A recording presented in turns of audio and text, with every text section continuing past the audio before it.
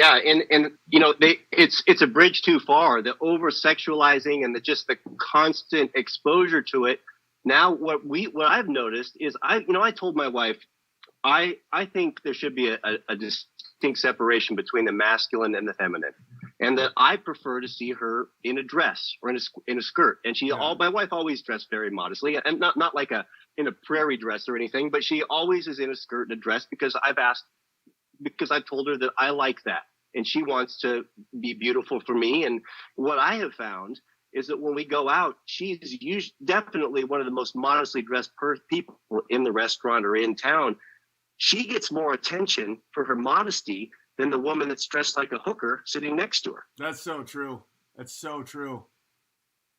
Yeah, and dude, I might go full Little House on the Prairie. I'm thinking bonnets.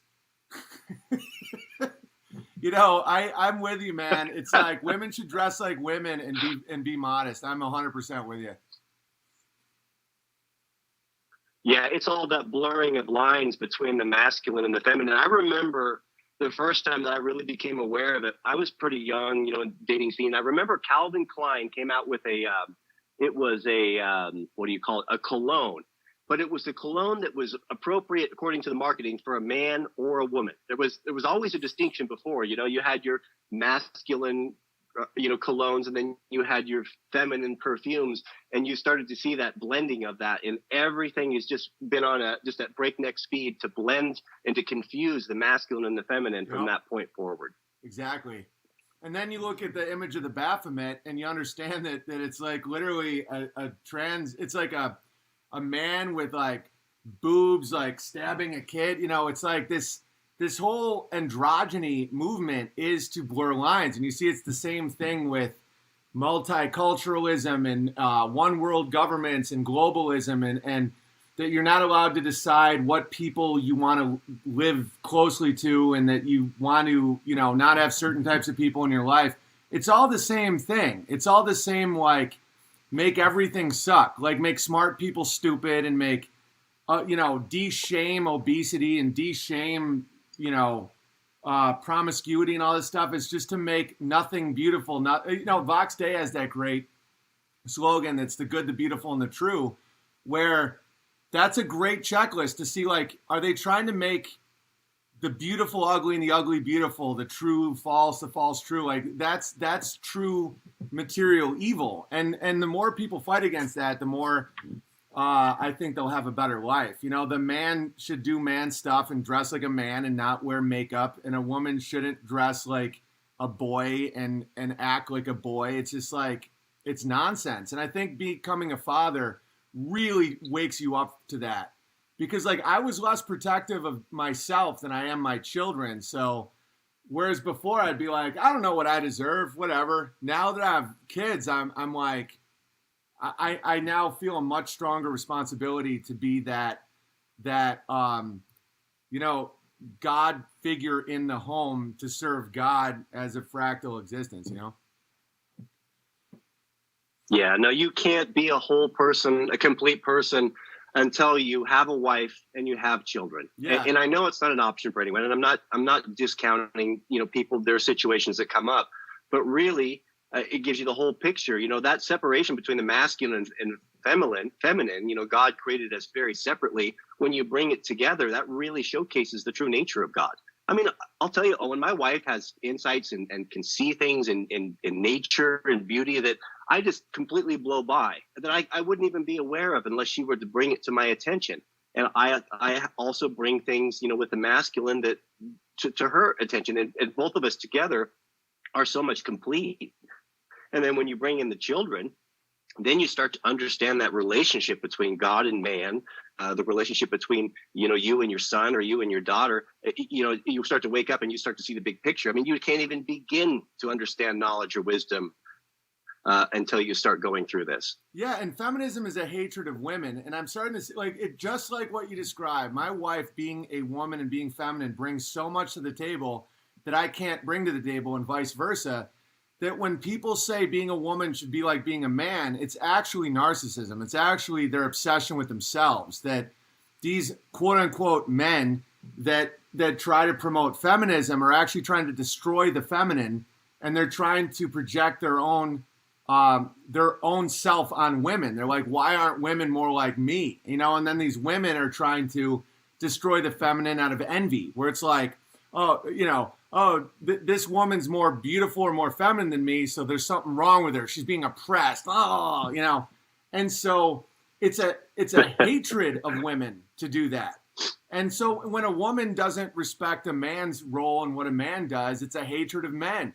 You know, if they want to turn the man into a child or a man into a woman, you're destroying, you know, you don't love him, you know, and vice versa. Like, I would never want my wife to be anything but her nature, which is feminine. She loves being a mother. She loves cooking. She loves cleaning. And she sees things that other people that I would never pick up on. You know, she can tell like a chicken's hurt by the way it's walking. And I'm just like, huh?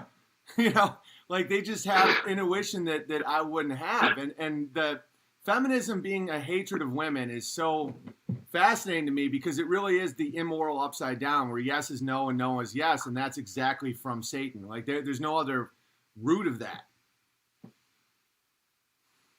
Yeah, no, there's no question. You know, I mean, I have experienced a lot. I've traveled a lot, and I've been to a lot of different places, and I've done everything that I wanted to do. But I'll tell you what, Owen, to come into my house after cutting firewood with my son, and to come into a house with my wife, you know, dressed in feminine attire with her apron on, and all the smells of her cooking food that we grew in our garden, and the warmth and everything that she brings with that feminine nature, it's a peace and a contentment comes upon you that you just can't experience anywhere in the world. I wouldn't trade it for all the Bill Gates fortune. I wouldn't trade it for anything. It is the most content. It's the best thing that we can have, short of being in the kingdom. Exactly. On this world. There's nothing like it. You know, there's nothing like coming inside from doing work. I experienced this too. Like yesterday, I experienced coming inside from doing manual labor, and Amy and my little boys are making goat cheese pizza from cheese we made from our goats, and the smells and the vibe, and everybody's chopping veggies and all this. There's nothing like it. And not only would I not trade it for a Bill Gates fortune, I think he's cursed. Like, I think that, like, I would pity him if he wasn't such a eugenicist. It's like, I not only would I not trade it, I think that he's absolutely damned. And the fact that, and I know for a fact that people like that are not in a position where they can ever experience that feeling of just like, you know, coming in from the cold to that warmth of family and food and just creation that only a woman can really do in the kitchen. Is just unbelievable. Yeah. And I want to back up a little bit too. I don't want to come off like we have the perfect family and we've got it all figured out, because it was hard to get here. And I'll tell you what, I'll back up to the time my wife and I had just gotten married, and she got pregnant on her honeymoon. She was working as an attorney at a big firm in downtown Portland. And we had kind of gotten accustomed to that income, right? I mean, we had dual incomes coming in, and I understand fancy pants. I was all about the fancy pants, and we were accustomed to that lifestyle.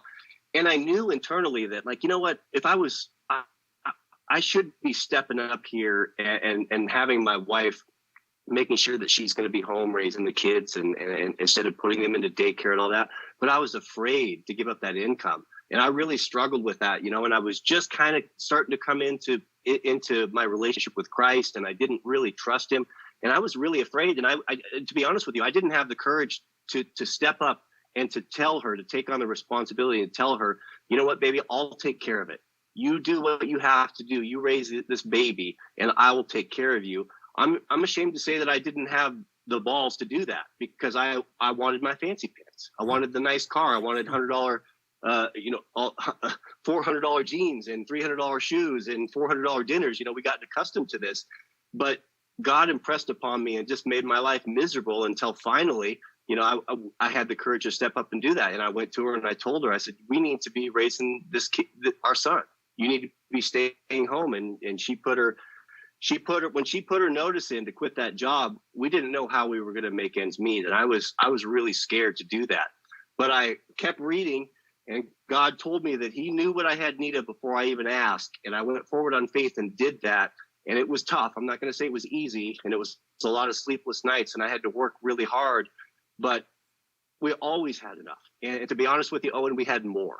We had a better relationship. You know, we were eating out 3 meals a day. My wife would get up and I would take her to her law firm job at like 6 o'clock in the morning. You know how they work, those new attorneys? They work like 14 hours a day. Yeah. We would grab a donut on the way to work. You know, we would eat out, eat to dinner. We'd come home to a cold home, sterile. You know, my parents were helping raise our kids. It was just a nightmare. Yeah. I just want to tell you, if you don't think you could do it and you don't know how it's going to work out, God will find a way. He likes to come up with ways to show you how it can work in ways that you could never possibly understand. But trust me, it is so much better, and your wife will respect you.